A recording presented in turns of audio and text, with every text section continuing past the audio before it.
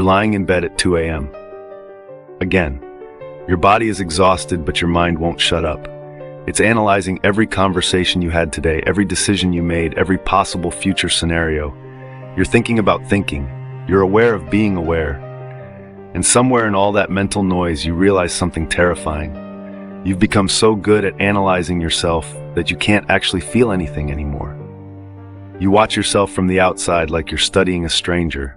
And in that moment of brutal honesty, you wonder, when did I become so detached from my own life? Welcome to Mind in Exile. And today we're going to talk about a Russian writer who died over 140 years ago, but somehow understood your exact psychological state better than any therapist you've ever seen. His name was Fyodor Dostoevsky, and he predicted you. Not literally you, but the type of consciousness you have. The overthinking, the self-awareness to the point of paralysis, the feeling that you're performing your own life rather than living it. He called it the underground mind. And he warned that this was where modern civilization was heading, a world full of people who think so much they forget how to be. But before we get into that, let me tell you something about Dostoevsky that most people don't know. This wasn't some comfortable academic philosopher writing from an ivory tower. This was a man who was sentenced to death by firing squad.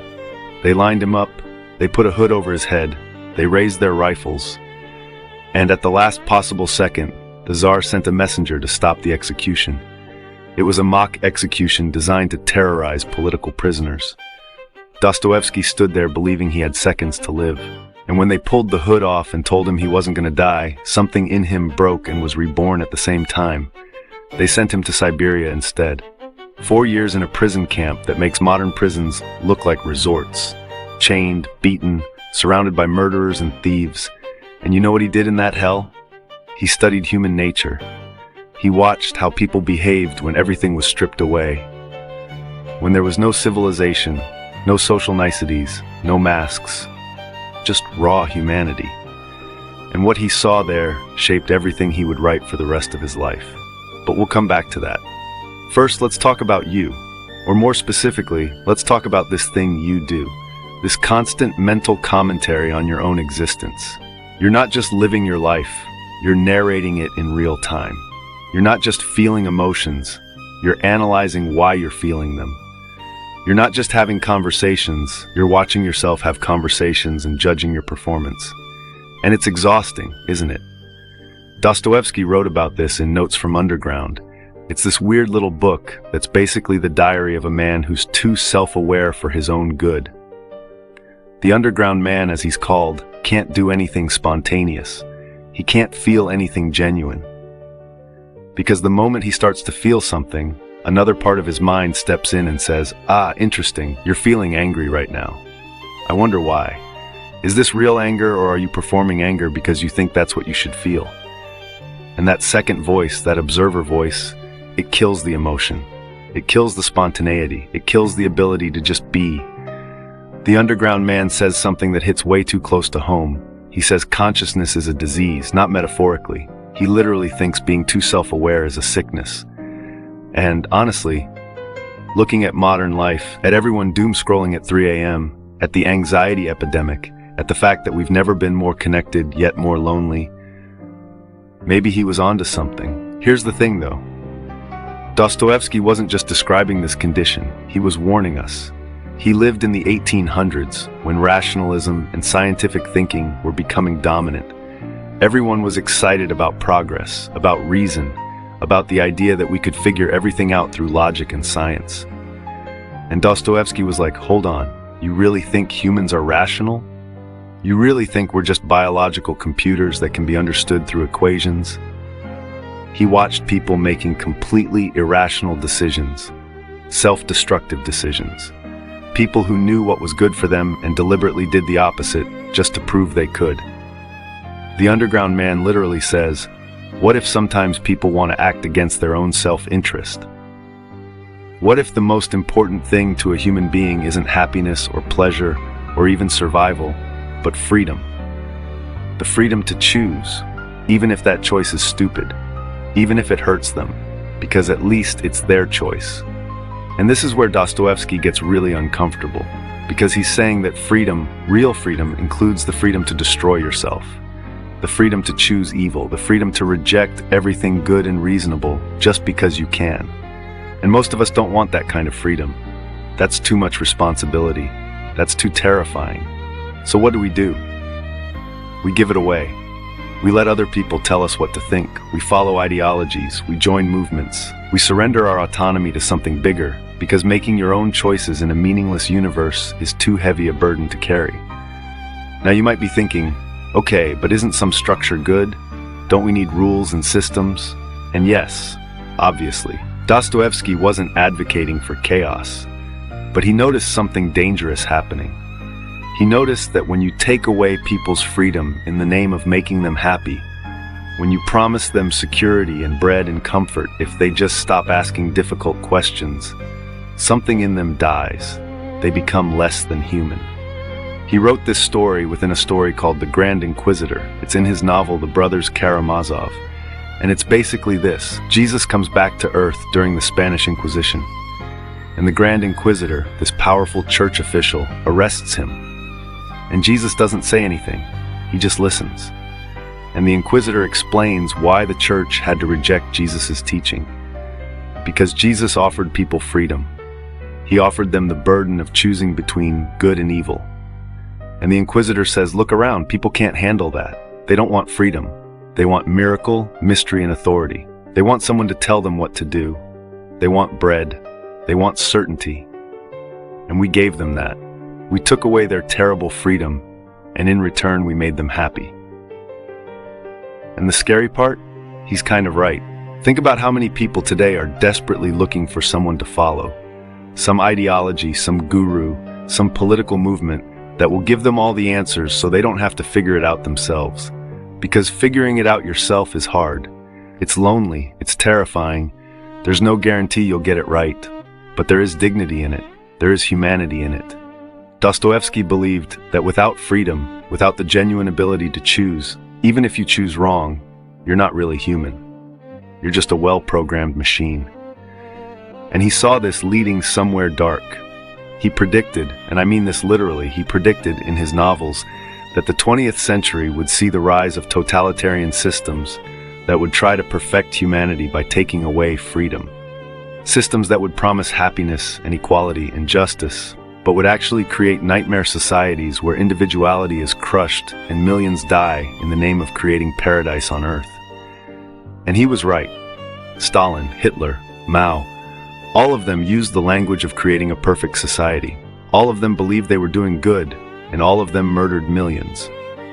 Dostoevsky saw it coming because he understood something about human nature that the rationalists missed. That the road to hell is paved with good intentions. That the people who want to perfect humanity are often the most dangerous. That trying to eliminate evil by eliminating freedom creates an evil far worse.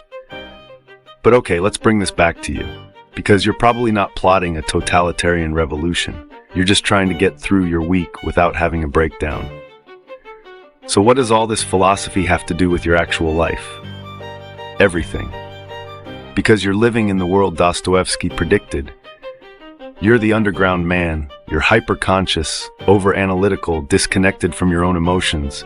You know too much. You've read too much psychology, too much self-help, too many articles about optimization and productivity and finding your purpose.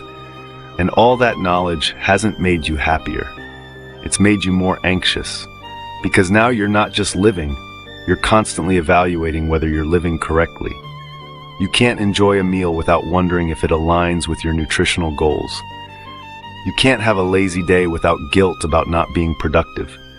You can't feel sad without immediately trying to fix it, to understand it, to make it go away. You've lost the ability to just experience things without judgment. And that's exactly what Dostoevsky warned about. He said the more conscious you become, the more you suffer. Not because consciousness is bad, but because it separates you from life itself.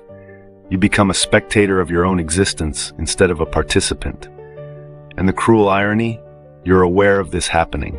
You know you're too much in your head. But knowing that just puts you further in your head. It's a trap. A very modern trap. Now here's where it gets interesting. Dostoevsky didn't leave us stuck there. He explored this darkness not to despair, but to find a way through. And his answer is going to sound either profound or insane depending on where you're at in life. His answer was suffering. Not suffering as punishment, suffering as transformation. He believed that suffering cracks you open.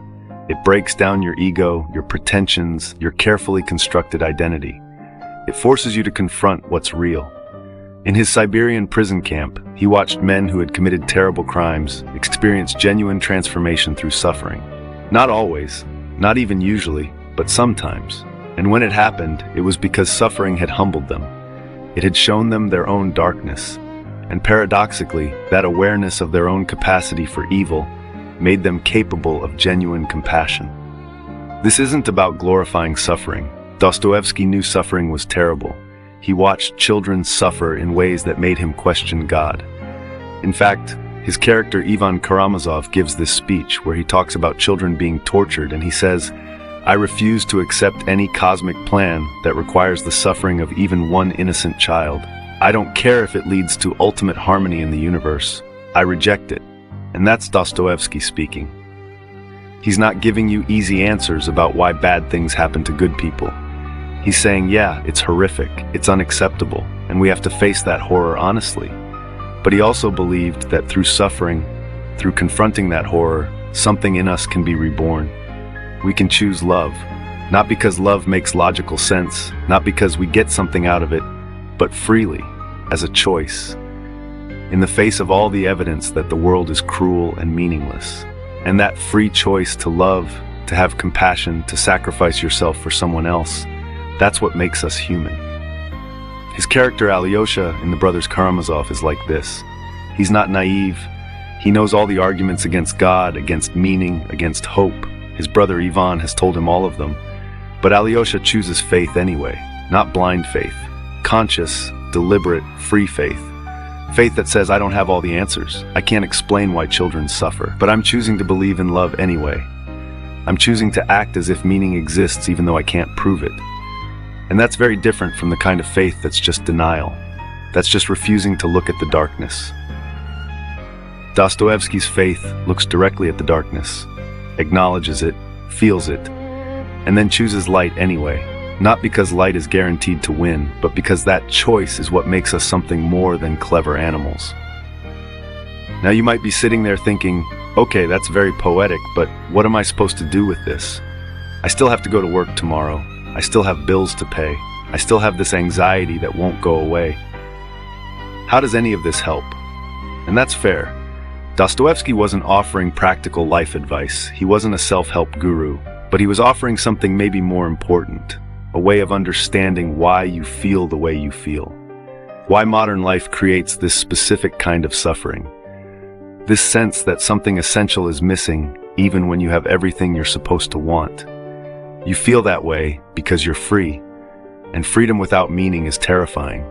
You feel that way because you're conscious, and consciousness without connection is lonely. You feel that way because you can see through all the comfortable lies society tells, and once you see through them, you can't unsee. But here's the thing Dostoevsky understood that most people miss. That seeing through, that disillusionment, that underground consciousness, it's not the end, it's the beginning. It's the death of your old way of seeing the world. And like any death, it's painful, but something new can be born from it, something more real, more free, more capable of genuine love and genuine meaning. You have to go through the underground to come out the other side. You can't skip it. You can't think your way out of it, because thinking is what got you there in the first place. You have to feel your way through. You have to suffer through it. Not because suffering is good, but because it's honest.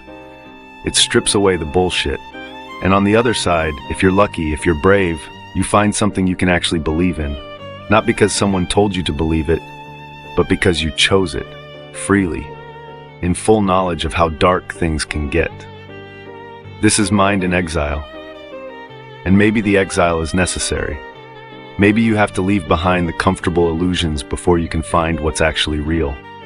Maybe being underground, being in that dark overthinking place, maybe that's where transformation begins.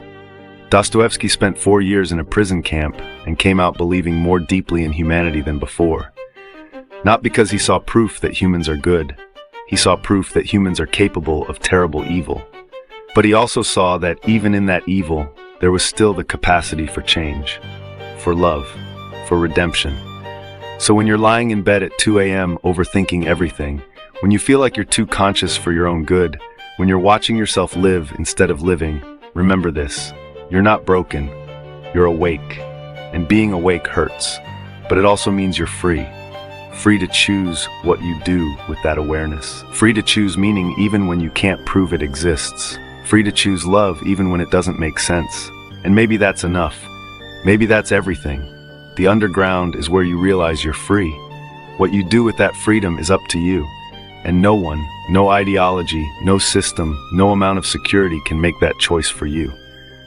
That's the burden. That's the gift. That's being human.